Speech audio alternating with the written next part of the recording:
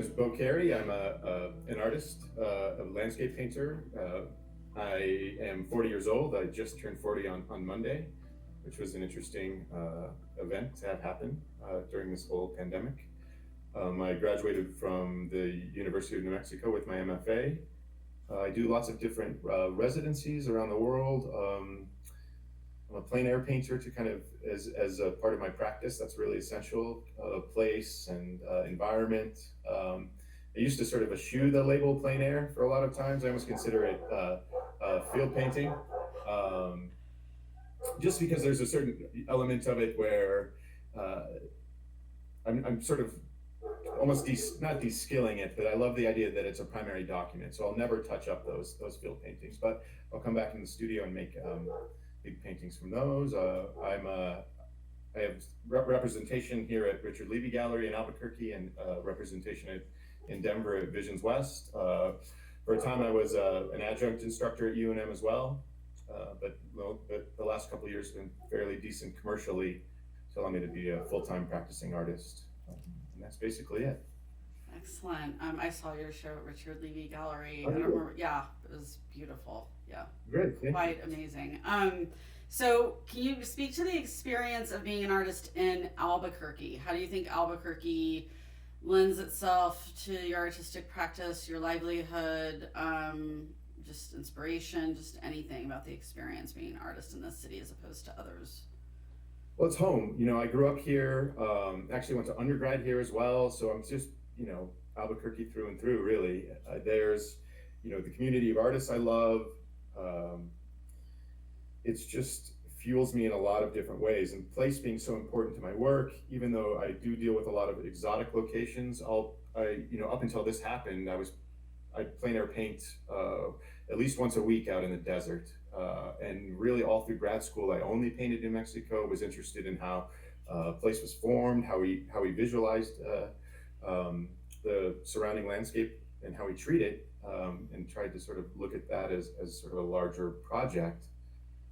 And I have a studio at the Sanitary Tortilla Factory, and so I'm connected to the artists there and Sherry Kreider, and try and maintain a network of artists, even though the practice is largely individual. Every artist that I think that I sent you as a recommendation, I really love, and wish that I could see more of all the time. And now you sort of feel that longing. You take for granted that immediate connection, and the ability to drop by a studio or to see things. And now that it's so limited, you sort of recognize and have a greater fondness for the connection and artists around the town. But yeah, Albuquerque feels the work. I love being from New Mexico. It's such a different place than, it feels so different than like a lot of the other parts of the country that I've been to, or even the world. Mm-hmm. Excellent. So tell me, we started going there, but just what did your life and work look like in the early days of 2020 before COVID kind of came on the scene? And just tell me, I don't know, when you started recognizing the impact it may have on your life and work. Yeah, no, I think that's a great question. And I think everybody, at least me, is still wrestling with that. There's such a disruption, it feels like, in the process. I was really hitting a stride, I felt like, right when this whole thing started. I just had a big exhibition in Denver. At my commercial gallery, it was like 16 paintings I'd worked on for over a year. And I really liked how they turned out, and they had this momentum pulling forward. And I still feel I maintain that, but I also, there was that disruption of having to leave my studio, and I can work at home, but it just feels so different, even than when I've worked at home in the past. And I feel that those changes are kind of slow. Oftentimes it will happen. Even as far as like, I'm not as readily able to sort of get supplies that I've been able to do, have. But no, I had this momentum coming in, and I feel like time has sort of shifted in a way. The expectations on what was happening. I had a lot of exhibitions kind of lined up, nothing really major, but now that those have been pushed back, there's no pressure to finish things as quickly as I had before. And so there's this relaxing, but still that underlying anxiety and tension about production that is so prevalent in the air. That's I I think a lot of artists are dealing with. So how are you working through that then? Because I think different people are trying to implement different things into their day, be it some kind of routine or hobbies, or just, is there anything that you're doing to kind of work through that cloud of Sure. productivity? I'm still trying, I'm a pretty regular, in the studio, still trying to keep that practice, but I'm actually trying to slow down. I felt like I was kind of pushing myself a little too much before. So I'm trying to not rush, as strange as that sounds, and sit with some mistakes for a little bit and take this opportunity to really look at what I'm doing, to live with the paintings a little more. And it feels so strange because I had so much momentum to force myself to take that, and it just feels, I think you had alluded to it as well about working on like a larger project, and it feels so different now, that you kind of think of how you can reimagine it, or how you can reimagine what you're doing in a different way. And that's sometimes so hard to see when you kind of need almost a normal routine. And I think that's a good question, because it's really hard to say that. I have 2 kids as well, 2 young children, so they kind of keep me on my toes at the studio and or in the garage, I should say. So it's tough to sort of maintain that routine. But still trying to do some writing, still trying to stay focused and do a little bit each day. But really, I'm sort of feeling the opposite impulse is to slow down a little and be okay with that. Absolutely, and that seems to be kind of a universal thing people are experiencing. And I'm curious too, because there's a few of you I've talked to that are parents. So, because that's a whole other thing, like parenting through this and just the confines of the home or restriction of activity when you have kids that want stimulation of all kinds. So, if you want to speak to that, and also, I mean, have you had to move your studio home versus at Sanitary Tortilla? Can you talk about even that, having work be in the home space now?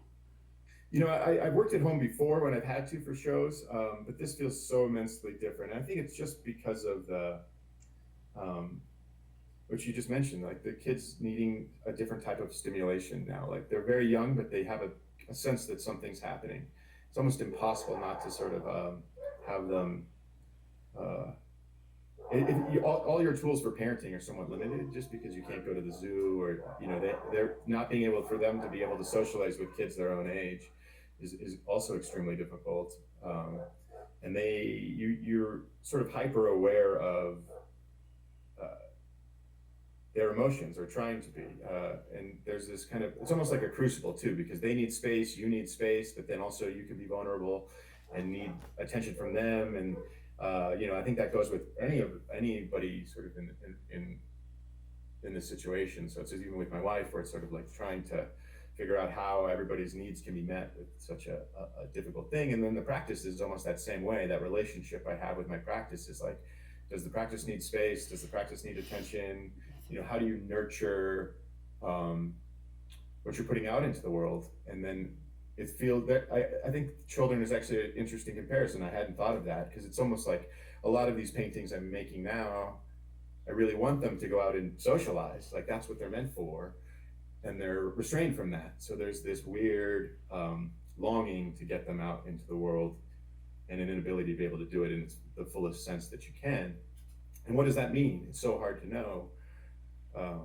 And what effects that going to have on them long term? I don't know, but it's definitely on my mind.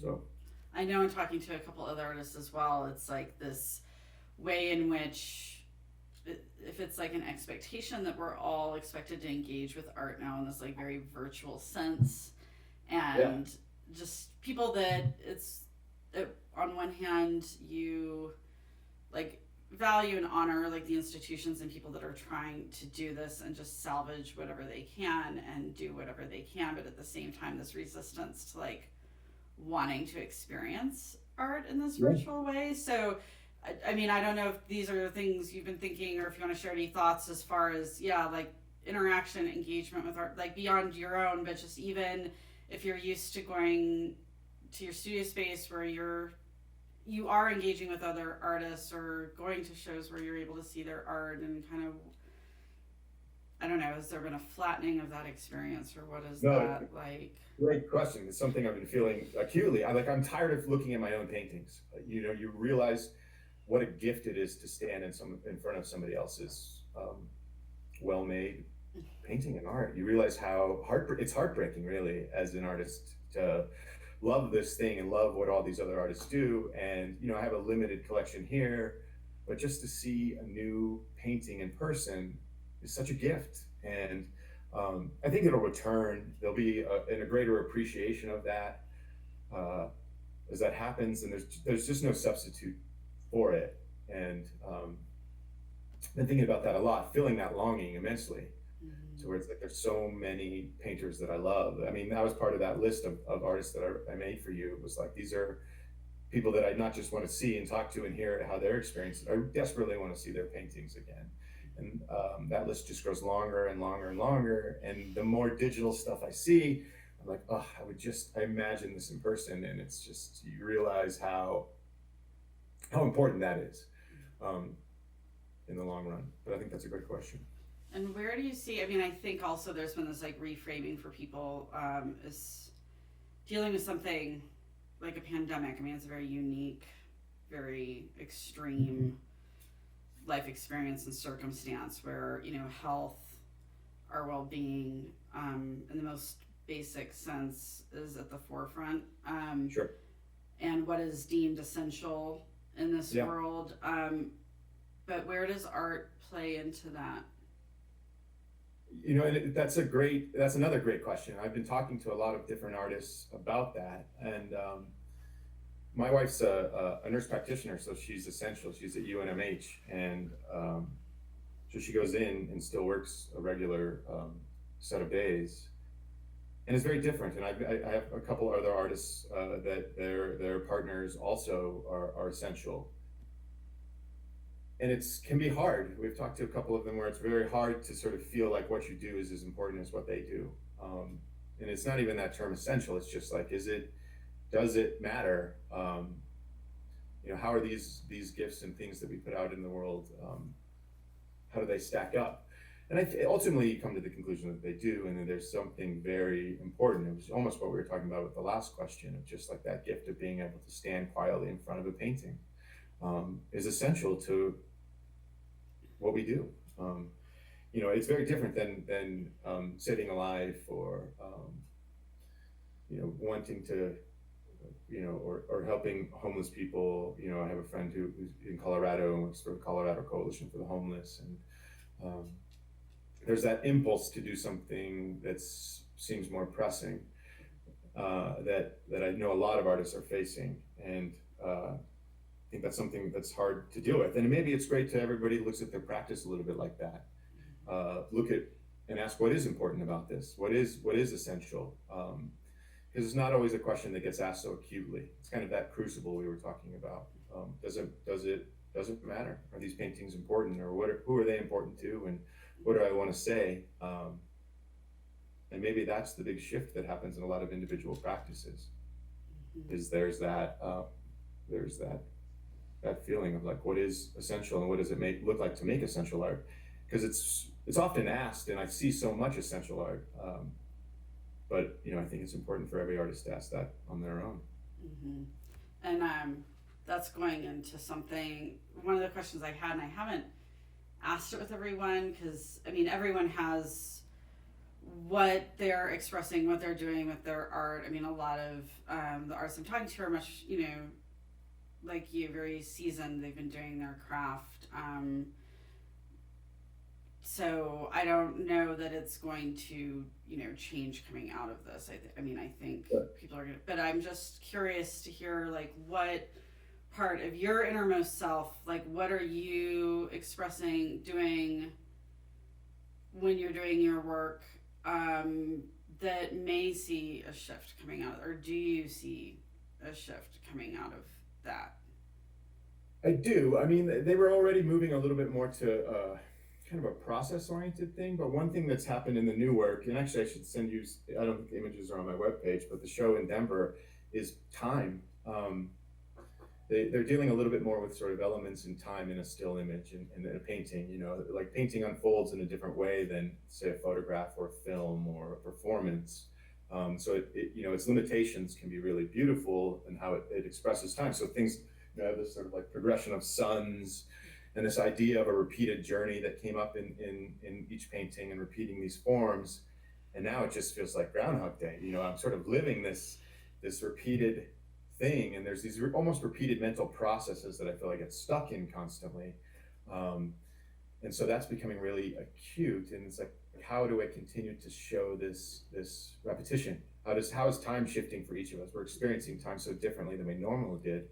Where it's like, you know, you hear these people that have no structure or the normal structure that we used to mark time with, and how is that long-term effect going to happen? Or your sleeping habits are affected, your parenting habits are affected, everything is shifted. And how does painting show time is going to be the big shift for me. And how am I going to continue to look at that?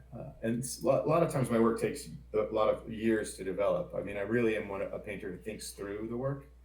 And it'll be interesting to see how it happens, and hopefully I can figure that out. Right. So tell me, what does time feel like in your household, in your life? Like, what did it feel like before, as far as what did a day look like for you before versus what it looks like now? It's very different. You know, it couldn't be more different. Even though my wife and I are both maintaining sort of this structure, it's immensely fast and immensely slow at the same time. And it's just that longing to get back to normal or to get through this is so intense that I don't know how to almost process that. Like before there was this crunch always. I was so busy. I felt like always there was not enough time in the day to get what I needed done to get done. In a lot of ways, I kind of miss that. You know, there's almost this, you're forced to sort of look at your day in a different way when you have it almost feels like all the time in the world. And so it's like, how can you, or how do you adjust with that? I don't know. I mean, like there's this, I miss the routine that I used to have because now it feels so unstructured. So what was your routine? I would wake up, you know, I'd get the kids either to my son to preschool. I would drop off my daughter at my mother's house, or my wife would be off, and I would just go to the studio. I'd be there by 9 o'clock. I'd come home about 3:30, and that was about 6 days a week. And one of those days I'd be playing or painting out in the desert, and it just had this structure. And then occasionally I could flex my schedule if I needed to. You know, there's a doctor's appointment. It's really one of the benefits of the job, is to be flexible for the people in my life that I care about. And then now it's like, what am I going to do? You know, I have so much time because I don't have that pressing deadline. So I'm still making paintings and objects, but like I don't also have to build crates, or I'm even worried about running out of like stretcher bars. So it's like, well, I'm going to slow down on this painting. Or it's like, I just used up all my CAD yellow, and I'm going to, you know, I can order more, but there's also that idea of like, I'll just see what I can do without it. But yeah, I had that regular schedule almost every day, and I was always building or stretching a painting here, which my garage used to be kind of my prep space, and Tortilla used to be my like finishing space, and that was basically it. You know, get ready for the next show, get ready for the next event, and now it just seems everything's on a little bit of hold to see what happens. So I don't know. I mean, Right. And that's my hound dog. Sorry, I want to make I know, sure I'm my he's neighbor's done. dog, though. I could hear your dogs, and I'm like, oh wait, it's not mine, because it's like you hear it differently. So because I was like, otherwise I need to go in and get them to be quiet. I don't mind sound on your end. I just don't want it to be, you know, intruding from my end. I know, yeah. It's no problem over there. So the other thing too, I already like forgot my question. One, you're the first artist that's spoken about materials too, and like any potential like shortage for materials, and that's really interesting. Hold on. I also wonder what that would be like. Like I worry about local art shops. I worry about artisans. I worry about, you know, if we sort of lose access to these places that we can buy materials immediately, how does that shift if everything has to be bought online? Or the long-term things are sort of starting to weigh on me, and that might be the biggest thing. Is like we'll have this different relationship to the just materials we can access. I imagine Right. from the economic problem of this. Yeah, because it is, we're so in the early days of all the implications that are going to come with this for sure. For you, so your wife obviously works, so you've been living, I guess, like dual income household. How are you feeling financially as far as the precariousness of getting work out there, having it exhibited, sold, or how you're going to be supporting yourself or contributing? I consider myself extremely lucky for right now because I had that show, it opened February 20th, and it was going to come down kind of end of March. And so I had a little run where they had some success selling work, but, I think that's going to be a harder thing going forward. Certainly that slowed down. So we consider ourselves lucky now that income is still coming in, and I just had a show canceled in April, but they still provided me the stipend, and there's little ways trying to sort of make that happen, but financially I think it's going to be a long process for a lot of artists, and certainly that's one of my bigger concerns. That anxiety is kind of hanging out over the top of everything. It's like how are people still going to buy paintings, or how are they going to buy paintings? Because that's always, I think, a shift that people have been trying to adjust, buying stuff online, and it just seems like maybe that's the transition that happens. But again, I think there's that magic of standing in front of a painting, and most collectors, I think, want to do that, certainly at the level that I feel that I'm at. But the financial thing is that biggest concern, almost, that every artist I talk to is a little bit worried about, not even a little bit, and how we're going to adjust to that. And it's tough to say. It's tough to say in the end. Yeah, no, for sure. Let me see. We've kind of talked on that. I try to keep it organic, but I'm also trying to reference back to questions that it's, I do know, like, some of the things because I've been asking people at the end, and feel free if you want to interject this now, but I've been asking people, like, once their interview's done, what they would like to ask their fellow artists, and, kind of what's on their mind. And, one of them was like, yeah, definitely, what are people, incorporating into their day? How are they grounding themselves? How are they doing, just kind of getting through it? Or is there anything you've been able to tap into that helps give you a boost, makes you more productive, or just coping mechanisms almost? I mean, family's the big one, and trying to talk to people is the other one, like not being as isolated. It was actually something I was trying to work on before this whole thing happened, because it is such an isolating job, and now, like, that isolation can have a real grating effect on you. And so it's like I'll try and make as many calls as I can throughout the day to try and keep that boost going. And just to see how people are doing. It's nice to check in with people. It's nice to, sort of vent on your own end. But that's kind of the big one. And then I can usually find that can help me focus for a little bit. But again, it's hard. I think it's not the same as it was. It sounds sort of almost easy to say, but there's that desire and, that push to make the work feel so different without that pressure of knowing what's going to happen to them. They're just going to pile up. But again, that's why I'm excited about this project, your project, is because I love these will feel like primary documents in a lot of ways. Like the plein air work or the field work that I do, that was the biggest thing is, I'll go out there and I'll paint in the desert, or, I've done some stuff in the Arctic or in Alaska in the winter, and I'll make these paintings, and sometimes it's so cold or the conditions are so bad that they're terrible, but I don't touch them up when I get home because I can't replicate those conditions.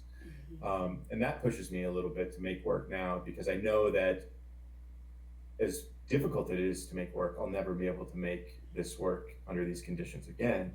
And whereas most of the time the routine allows me to sort of replicate things, and this will just be an unreplicatable place to work from.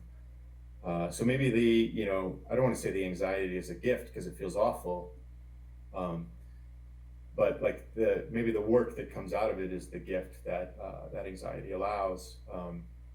And like you'll never think the same way and make the same decisions, on a canvas or a video, or this project only exists under these sets of this context. And there's something important about that. And so like I try and remember that it's important to know that everything I make under these conditions is a primary document of them, Right. of the way I think. And What so do that you puts me- think it is about the nature of the pandemic in this context that's different from, say, just other major upheavals or disastrous, devastating kind of events? Like, what are the unique attributes of this that are causing these emotions of anxiety, do you think? Or what are some of the other emotions that stem from something of this nature? I think for me, it's the uncertainty. The uncertainty of like even from information that you're getting, or how long is this going to last, or what's going to happen, or it just feels so acute. Like how much longer can I go in isolation? How much longer does this have to happen? What's going to happen today when the governor makes an announcement? Is it going to be May 15th, or how much longer can I go without seeing my sister, or how much longer can we do this, and what's going to happen afterwards? Because that's the other big pressing thing. We were talking a little bit about that practice of like, I think a lot of artists are looking for ways to help. And for me, it's been like there's, giving blood, and like Sherry Kreider was doing some interesting things, but the best thing to do is like stay home. And that seems so hard, but knowing that the real effort and the length of this will be so much longer than the pandemic, that there'll be so many opportunities to help, but there's just that big uncertainty that hangs over everything. And I feel like that's the hardest part. Right. And that maybe the unique part is like, when's, they'll predict like when the surge is going to come, or like what happens when everything opens up, or what's it going to look like when everything opens up. Are we going to be able to go back to normal? What's normal going to look like? And what can we take from this? What am I going to take from this? What are my fellow artists going to take from this? Right. And that would just be it. I think almost from that anxiety of trying to deal with that uncertainty. Do you think, like, in the notion of takeaways, is there anything positive? Is there any positive that can come out of this? I think so. I mean, what I really hope is that there's sort of that reevaluation, like we talked about earlier, about people's practices, about what is essential to them. And then I would imagine and I would hope that we often are sort of caught up in our own individual practices, even when they're community oriented. It's about an artist sort of reaching this community, an artist working on this project. And so many of us are looking the same direction and moving things in the same direction, that there's a lot of similarities, and that can create can make a lot of tension, I think, and jealousy and cliques. And I would hope that lessens, because we recognize that we're all kind of inching this thing along, and we're all thinking the same way and thinking the same things, and want the same goals. And I would hope that once that we realize that we were stronger together and survived together, and that individual driven practice, which is a part of being a painter, really, should look a little different. And I think that we'll see that, and that ability to sort of support each other will only increase. And I feel that way in Albuquerque, and I lived in Denver for a small time, that a group of artists but I think that this will have the chance to make those connections stronger, and move this forward in a way that's positive, and make real structural change. Because I think the stress on the institutions that generally support artists is going to break some of them, and we'll be left without a lot of that support network. And so we'll have to reimagine it or rebuild them in a way that is beneficial, and maybe it's beneficial to a larger group and swath of artists. And so maybe we can use this as a chance to cut out the bad, and make it a more equitable process. And I'm hopeful that I'm really optimistic that will happen, and because I know so many artists that are already working on that, and I think artists that weren't or will see that how essential that is after this fact. Right. And I do worry though that that with the economic strain, that it could exacerbate some of those emotions as well. But really, I'm more hopeful because I think even this isolation exacerbates those things like irritability, and then there's moments of like beautiful bliss and like and tension, and there's horrible tragedy. Everything feels so amplified that I think we can move forward, at least the group of artists that I know, and make some positive happen. And it's tough to know what that structure will look like. That's kind of what I try and reimagine. How are we going to do it? And I think it'll be interesting to see. And there's so many good leaders in this community. I'm really excited to rally around them. I think the Suzanne Sparge, Sherry Kreider, and Nancy, they're all so good at what they do that I'm excited to see what they do. Given the full, once they're not constrained by sort of this pandemic, I'm excited for Albuquerque very much so because of those art leaders and this project as well, and you and meeting all these people. So I think that there's a lot of hope there. Yeah.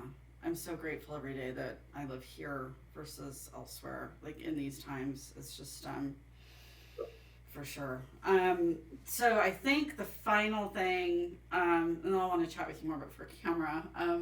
Where do you see yourself in your work a year from now? Well, I hope that I can continue. I hope it's just a little less anxious, really. I hope that the work kind of resumes to the level of production I was at, but I also really feel acutely that I need to be a little more slower and careful how I manage my time. As much as I look at it as the routine as a gift in the past, like now I realize the sort of benefit of taking a little more time and trying to make more thoughtful decisions how I spend it. So, it's a gift to be able to spend as much time with my family as I want, but a lot of times those deadlines keep me in the studio way too much. And so I hope that I'm a little more equitable to the mental health side of the business, and I'm able to sort of be in a community and that's stronger than it was, and that feels fortunate to have gone through this together. What the work looks like, I hope it reflects that, and that idea of what this was about. And so, yeah, in a year I'll be excited, and I think there'll just be that. I think it'll feel like a real gift. Everything. I hope that I'm excited for that sense of like, I don't know what that future sort of want would be, to stand in front of my friends' paintings again. I can think of it now, and there's paintings I know and painters I know that I'll probably be weeping in front of, just because it'll be so great to see their new work in person. Or go to a baseball game or a concert, or so many things that we're looking to do. To hug friends. So in a year it'll be just a lot of joyful tears, I hope, which will shape the practice, and hopefully all those things, hopefully that all those bad things like we talked about will be kind of on their way out, and we'll realize what's important.